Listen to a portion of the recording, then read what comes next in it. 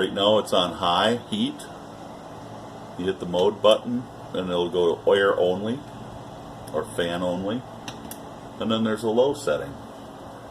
I'm going to try to do this. There's a digital display on top. It has tip over protection, as you saw it shut off.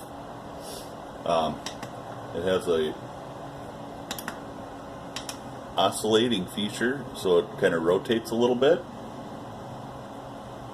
And it does a really good job of getting the chill out of the air on them cold winter mornings here in Minnesota.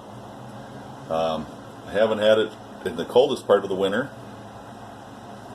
but it was down to 50 degrees in my shop here, and I've got about 250 square feet, and it did a good job. Got it up to about 65 in a matter of 20 minutes. So it's a pretty good little heater. If you got any issues, I would recommend buying it.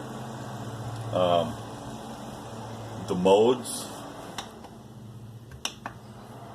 it has low, high, and fan only. There's a plus and a minus on top, and you can use these to adjust your temperature, and the turn button sets it to oscillate. It's a good little heater.